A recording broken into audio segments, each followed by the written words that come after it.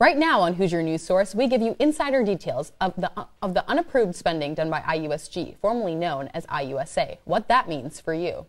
And a new sustainability plan for Bloomington and what that can mean for IU. And I have what could be more snow, as well as your weekend outlook for traveling home for Thanksgiving. Hoosier News Source starts now.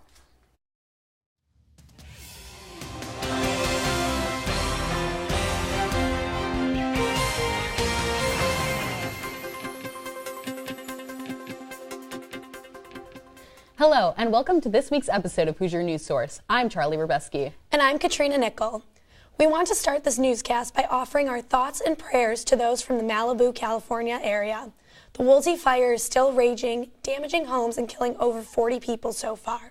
The flames are displacing students' families and animals that reside in the area. Over 300 people are still missing. We want to say thank you to the first responders and hope the flames die down quickly. And now, Caroline Clare joins us live in studio with this week's local weather. Caroline? Thanks, Charlie and Katrina. There's a low pressure system to the south, bringing rain or snow throughout the day Thursday. It's moving northeast into our area, bringing that chance of snow early Thursday morning. If you're going home this weekend for Thanksgiving break, luckily Friday and Saturday will be perfect traveling conditions. But Thursday we have rain and snow, rain all day, and then from that low pressure system, we have a chance of snow early Thursday morning with a high of 36, a low of 27, and an 80% chance of rain throughout the entire day. Friday and Saturday are optimal traveling conditions. Sunny both days, a high of 42 on Friday and a high of 45 on Saturday with no chance of rain. Now, as we take a look at our extended outlook, we can see a beautiful but chilly week ahead of us. Wednesday, sunny, high of 37. Thursday, high of 36, low of 27. Friday, sunny, high of 42. Saturday, sunny with a high of 45. And then Saturday night, we have a cold front moving through our area, which is bringing a slight drop of temperatures and a small chance of rain with that. So going into early next week, we have Sunday, partly cloudy, a high of 38 and a 10% chance of rain. Monday, sunny, high of 40, and Tuesday, sunny as well, the high of 41. Hopefully this beautiful fall weather sticks around for Thanksgiving break. If you're going home this weekend, enjoy your week off and have a wonderful Thanksgiving. Charlie, Katrina, back to you. IUSG, formerly known as IUSA, is under fire for accused spending of student money without an approved budget. IU NewsNet's reporter Courtney Sisk shared the following information with us. IUSG used to hold their congressional elections in spring, but recently changed the date to fall. This created the issue of not having a new Congress to approve a budget before the summer months. Vice President Maggie Hopkins told her the spending mainly occurred when the executives went to a conference in Michigan along with the rest of the Big Ten student governments. Moving forward, IUSG is trying to mitigate the issue. Speculate at all, I would say that Congress would pass through a budget in the spring before they leave for the summer that would continue on until the fall semester starts, just so we don't run into this again. It's important to note that just 70 cents of each student's activity fee is allocated to our student government. The Food and Drug Administration is planning to announce a ban on the sale of most flavored e-cigarette products. The FDA hopes that this ban will reduce the popularity of vaping among young people, particularly people who do not use these products as a way to quit smoking regular cigarettes. The FDA is expected to announce the ban within the next few days. The city of Bloomington has approved its first ever sustainability action plan. Reporter Meredith Struing tells us the impact this project will have in the new year. Bloomington is one of many cities across the nation planning for a greener future with their new sustainability action plan. It really helps to provide a strategic vision for your community or your organization to help you identify where your greatest opportunities are in terms of reducing your environmental footprint.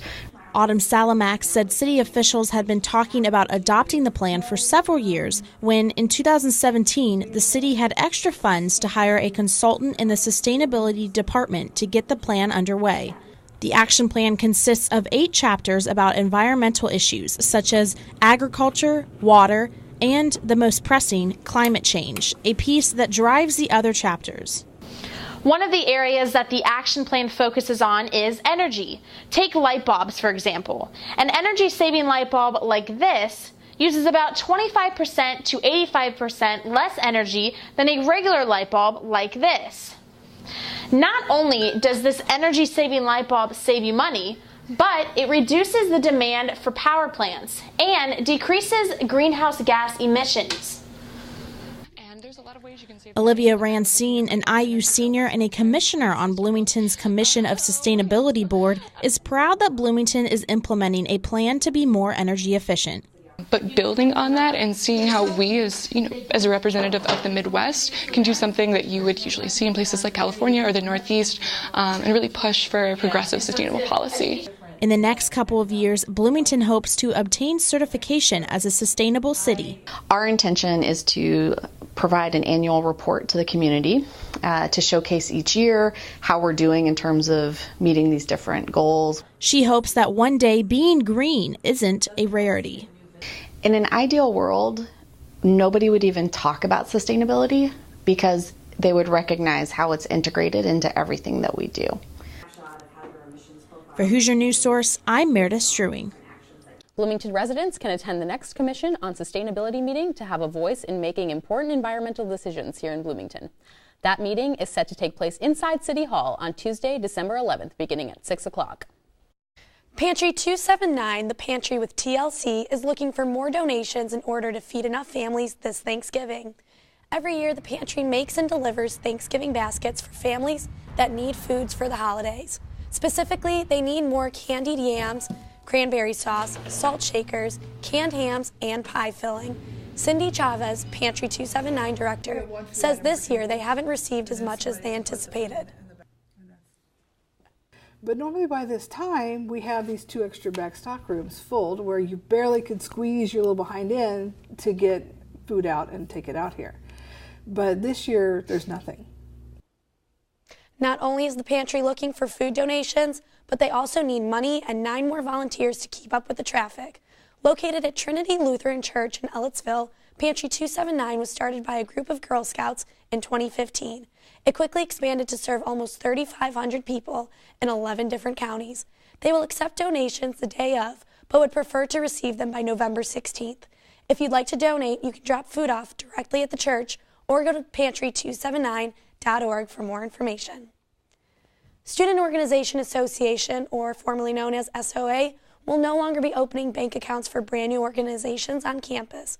Students creating a new club will need to open an account at banks providing more personal information rather than just an email and phone number like they could with SOA. Current accounts will remain open this academic year, however, it is in question how to move forward.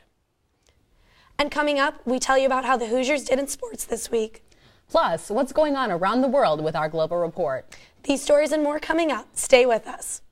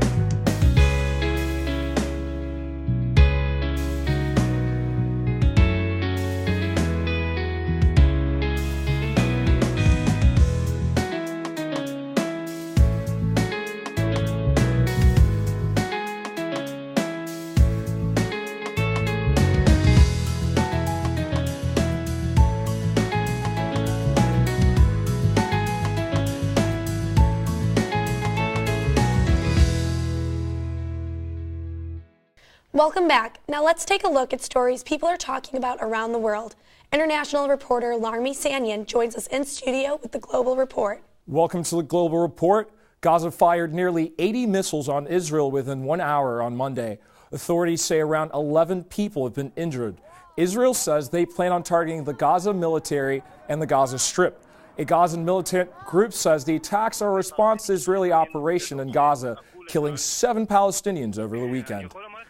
Now to the Philippines, where the Department of Justice ordered criminal charges be filed against one of the top Philippines media outlets and its president for tax evasion.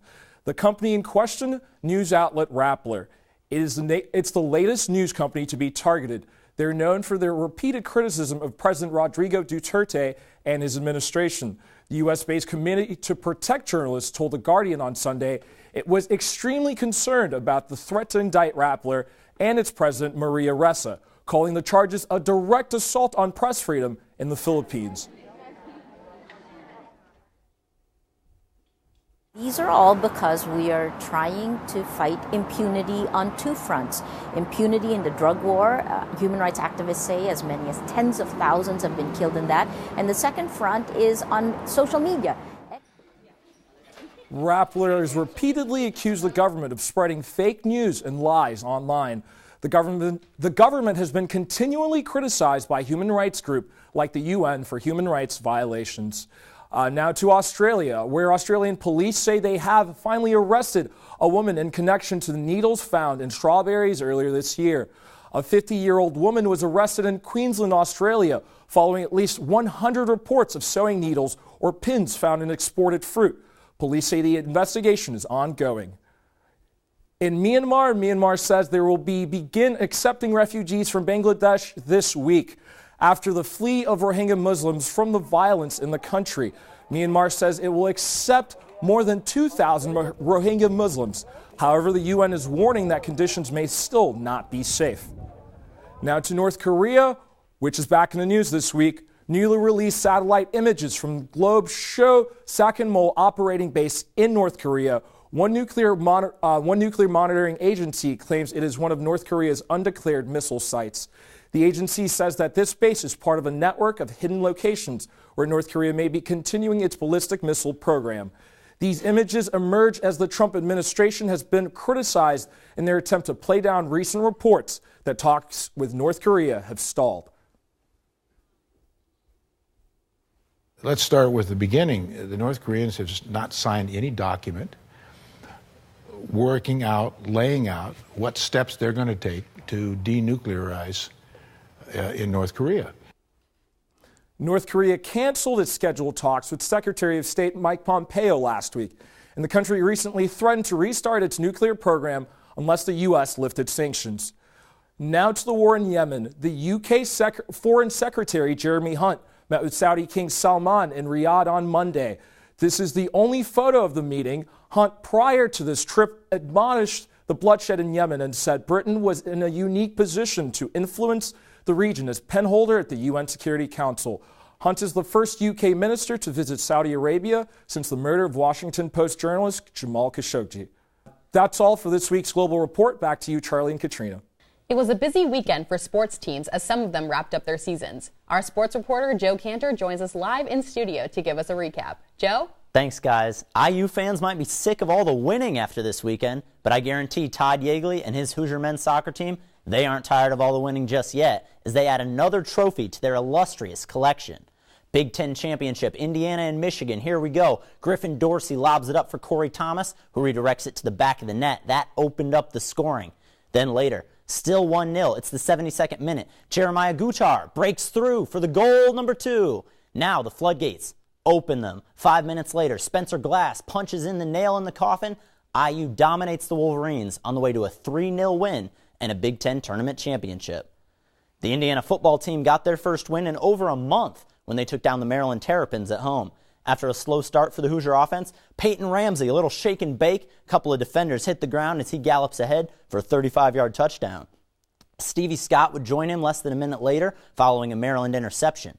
IU would score 21 unanswered points, but Maryland's Anthony McFarland would keep the Terps in the game on the ground. With his legs alone, he rushed for 210 yards. Maryland's Terrell Pigromi, how about that name? And how about that effort? He extends for the pylon and scores with less than 5 minutes to go. In the end, though, justice was served off the leg of Logan Justice. IU takes the lead 34-32. Maryland has one more chance driving with the ball. Minute to go. But IU's 4th turnover of the game seals the win, 34-32 for the Hoosiers. They get their 5th win. Now the excitement buzzing around campus, no shocker here. It's the men's basketball team. The young Hoosier squad took on Montana State Friday night. This one was domination, and the biggest factor was the Hoosier defense. Swatted. Archie Miller's machine kept on running while being extremely young. Romeo Langford nails the 3. Then later, wherefore art thou, Romeo? He's at the basket, alley-oop. Hoosiers dominating, and IU rolls on behind a defensive effort, holding the Cats to just 35 points. Your final here, 80-35. Guys, how about that men's soccer team? Big Ten tournament champions. I cannot believe that they won. That's incredible. What was their season like last year? It was incredible. They went to the national championship game, unfortunately came out on the losing end, but maybe better luck this year.